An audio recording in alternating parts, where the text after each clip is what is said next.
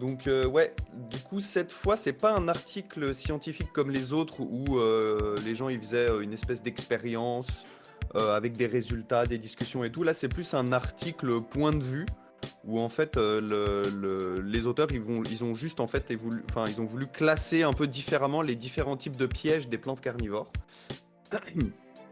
Et pendant cette présentation, j'espère que vous êtes chaud dans le chat sur Discord là parce que vous allez devoir participer. Je vais vous poser des petites questions pendant la présentation pour voir si vous suivez bien.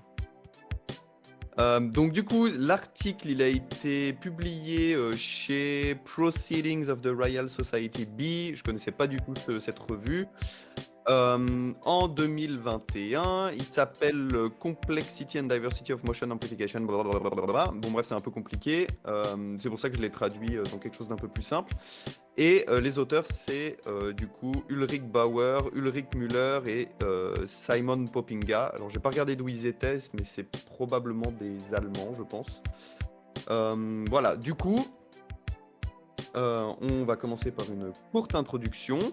Donc les auteurs, en fait, ils sont spécialisés plutôt dans l'étude du mouvement, mais de le regarder un petit peu d'un point de vue physique, dans le sens d'où vient l'énergie, comment c'est métabolisé, etc.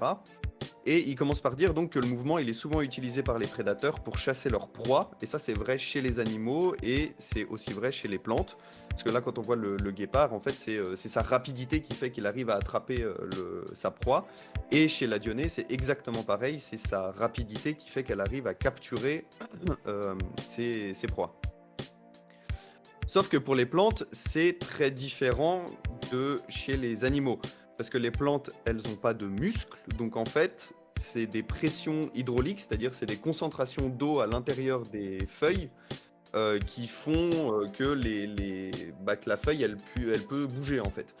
Alors que chez les animaux, c'est la contraction des muscles, etc.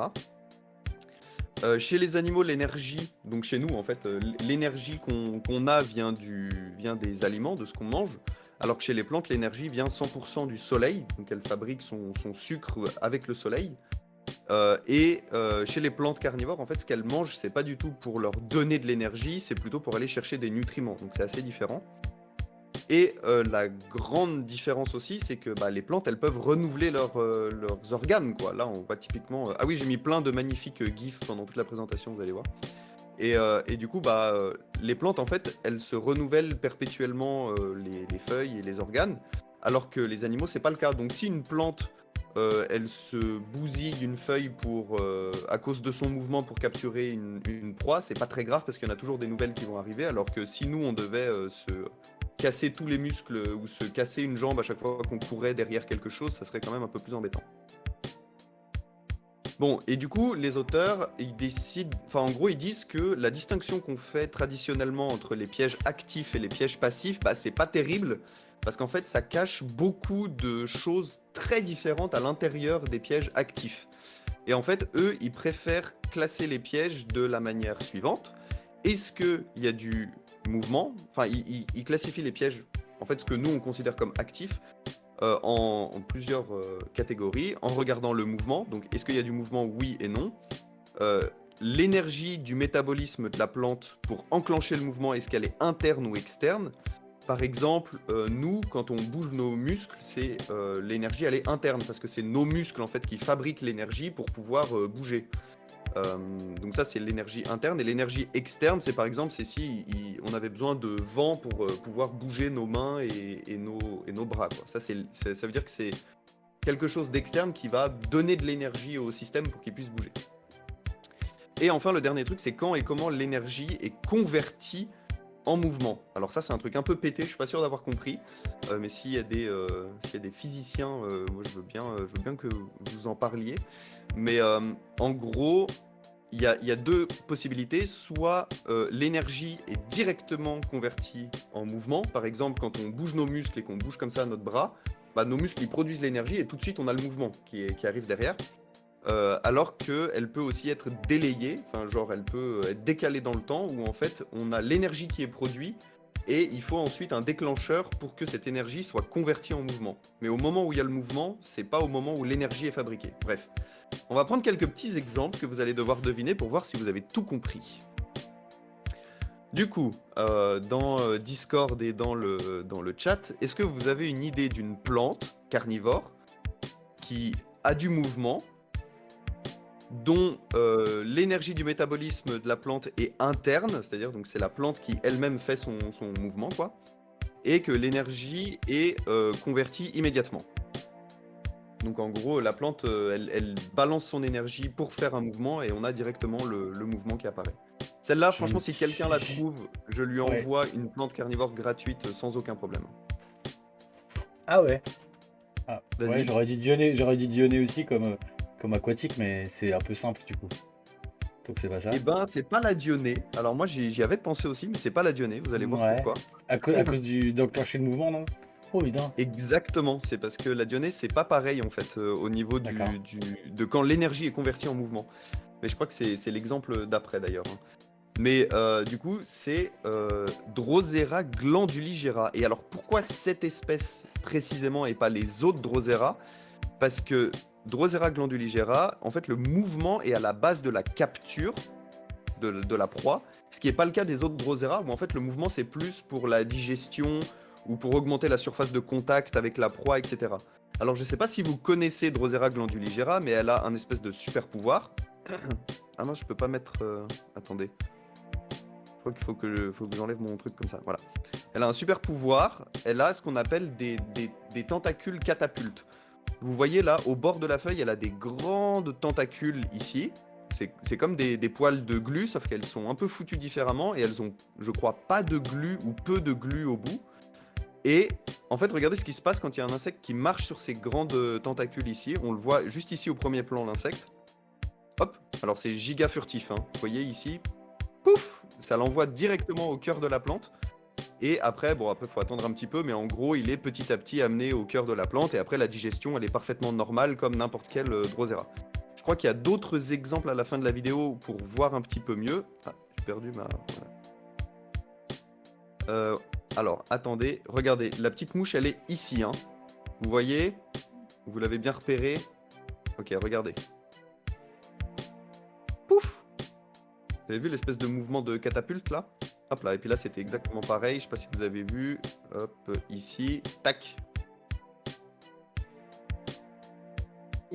Voilà, bref. Donc, du coup, cette plante-là en particulier, en fait, eh ben, c'est vraiment le mouvement qui fait qu'elle peut capturer des bestioles. Et donc, c'est la seule qui a enfin, en gros, qui a tous ces éléments-là qui sont cochés. Bref. Maintenant, du coup, une plante qui a un mouvement du coup pour capturer sa proie. Le mouvement, enfin le métabolisme, il est interne, donc c'est bien la plante en elle-même qui fait son mouvement, mais l'énergie est convertie plus tard en mouvement. C'est ce que vous avez dit tout à l'heure, c'est la dionée. Et alors je savais pas, et c'est pareil pour Aldrovanda vesiculosa. En fait, l'énergie qui fait le mouvement chez la dionée, il est accumulé dans les tissus de la feuille pendant longtemps avant d'être relâché au moment de la capture. Donc, du coup, c'est un mécanisme différent de ce qu'on a vu avant. Voilà. Et en fait, c'est quand les insectes du coup vont toucher l'espèce de petits poils sensitifs que ça enclenche un mécanisme qui relâche toute l'énergie qui a été accumulée et du coup, paf, ça se referme autour de la proie. Si je dis pas de bêtises, c'est de l'énergie chimique qui est transformée en énergie électrique qui permet de fermer rapidement, hein, c'est ça?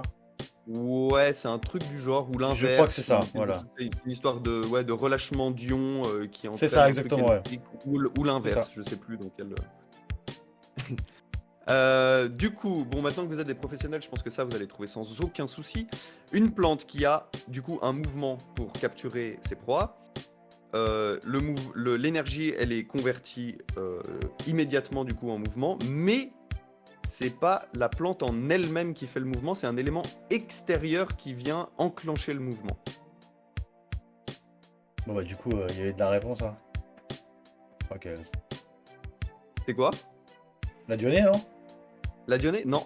Non, la dionée, c'était le point d'avant où l'énergie, elle était interne. C'est la dionée, c'est elle-même qui fabrique l'énergie pour faire le mouvement. Là, en fait, c'est pas la plante qui fabrique son énergie, c'est une énergie qui est donnée depuis l'extérieur. Aquatique, il dit avec la punaise, c'est quoi? C'est pas Drosophyllum, c'est... Oridula? Non. Oridula, elle a pas de mouvement. Elle a pas de mouvement. Bon, et ben, alors là, il y a deux exemples qui sont donnés. C'est en fait toutes les utriculaires. toutes les utricularia et je vais vous expliquer pourquoi. Je Ok, suis pas sûr d'avoir tout compris, mais je vais vous expliquer ce que j'ai cru d'accord. comprendre. Et Nepenthes gracilis. Est-ce que vous connaissez le mode de capture de Nepenthes gracilis? Bon, alors c'est le mode principal, c'est aussi une Nepenthes tout à fait basique, qui c'est juste un tube et les bestioles tombent dedans. Mais il y a des articles scientifiques qui existent pour de vrai et qui montrent qu'en fait, l'opercule, donc le petit chapeau là de Nepenthes gracilis, il est un petit peu monté sur ressort, si vous voulez. Et en fait, on a du nectar ici en dessous. Et du coup, il y a des petites fourmis qui vont manger le nectar ici. Et en fait, vu qu'ils sont dans des forêts humides, comme on a vu tout à l'heure, il pleut régulièrement. Et quand il y a des gouttes d'eau qui tombent sur l'opercule, ça enclenche un espèce de mécanisme de ressort. Et ça jette en fait les insectes qui sont dessous dans le Nepenthes. Et apparemment, c'est pas le cas pour les autres espèces. Genre là, c'est vraiment un mécanisme très spécifique à cette espèce-là. Ou alors, on le sait pas pour les autres. Mais voilà, ça a été étudié et tout, c'est un vrai délire. Et du coup, bon, bah en fait là on voit juste des petites bêtes qui tombent au moment où il y a des gouttes d'eau. Mais du coup, vous voyez que l'énergie, donc c'est bien le mouvement de l'opercule qui fait que la plante elle capture ses proies. Mais l'énergie, donc le mouvement, il vient de l'extérieur parce que c'est la goutte d'eau qui en tombant dessus enclenche l'espèce de ressort qui fait que du coup ça fait tomber les fourmis à l'intérieur. Donc voilà, et pour les utriculaires, moi j'avais l'impression que c'était un peu pareil que la dionée en fait.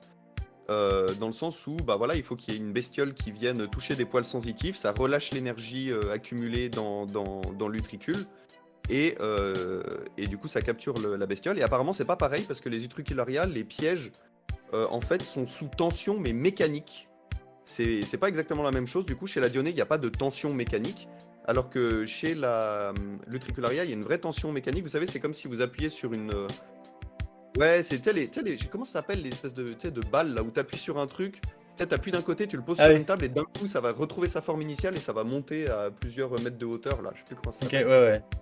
Et en gros c'est le même mécanisme, donc c'est pas exactement la même chose que la dionée, et là ça fait Ok, que, bah en fait le piège est déjà sous pression, et quand il y a une bestiole qui touche un poil sensitif, en fait il n'y a rien d'électrique, etc. Qui se passe à l'intérieur, c'est juste que ça pousse contre la paroi de l'utricule qui est déjà sous tension, et du coup ça relâche toute la tension d'un coup. Et donc ça fait que bah, du coup ça aspire en fait ce qu'il y a juste devant.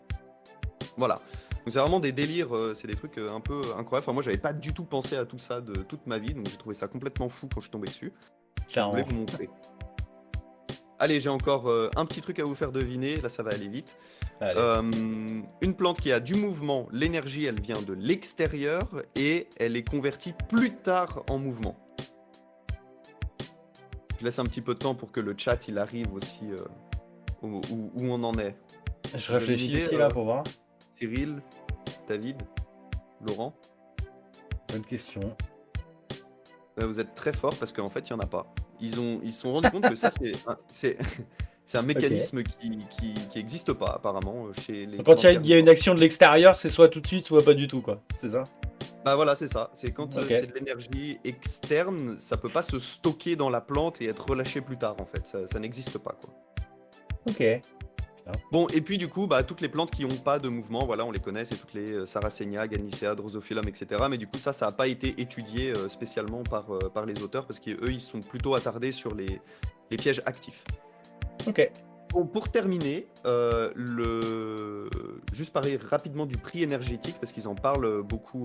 Alors, je ne vais pas parler du prix de l'essence, mais le prix de S'il te plaît. l'énergie que la plante utilise.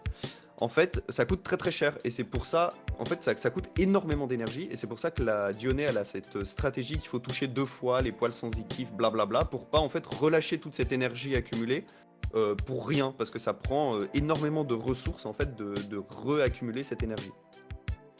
Et par exemple, les auteurs, ils ont dit qu'en cas de stress hydrique, donc quand la dionée elle a soif, eh ben, elle est moins sensible à la stimulation des pièges parce que la digestion demande tellement d'énergie, de ressources et d'eau en fait en particulier qu'elle préfère garder, si tu veux, son eau pour sa croissance et elle va pas s'embêter en fait à l'utiliser pour la capture et la digestion.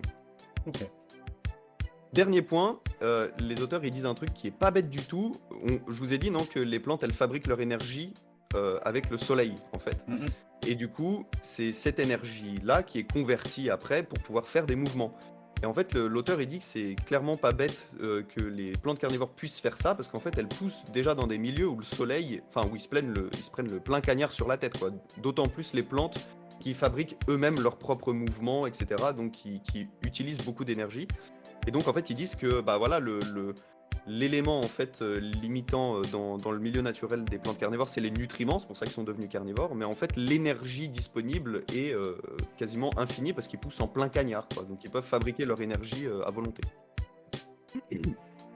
Bon, pour finir, du coup, les traditionnels types de pièges qu'on utilise en fait passent à côté de plein de mécanismes super complexes et super différents. Et je crois que c'est les seules personnes qui se sont pété la tête à étudier des trucs comme ça ou à regarder les pièges de cet angle-là.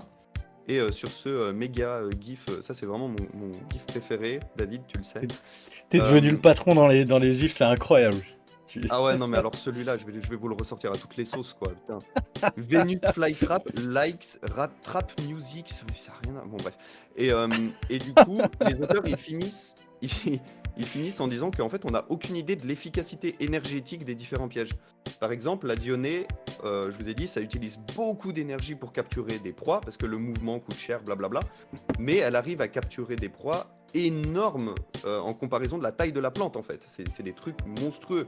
Donc en fait, ça lui fait un gain de nutriments énorme d'un coup. C'est un gros pari, quoi. Ouais, voilà, mais est-ce que c'est plus intéressant de faire comme ça ou de faire comme, je sais pas, une Nepenthes par exemple, qui a presque juste la bouche ouverte et qui attend qu'il y ait des trucs qui tombent dedans, et du coup ça va capturer moins de trucs, mais ça va demander moins d'énergie à la fabrication, on sait pas quoi. Et du coup, j'espère qu'ils vont étudier ça et que comme ça ils pourront nous en reparler une autre fois, parce que je trouve ça giga intéressant à part ça. Voilà, et merci beaucoup pour votre attention, et du coup j'ai décidé de mettre des blagues avec ce... Merci pour... À chaque fois. À la fin de chaque conférence, il faut que je trouve une méthode pour mettre une blague avec ça. Voilà. Ah, j'en veux plus. Trop bon. Merci beaucoup, Arthur, c'était parfait.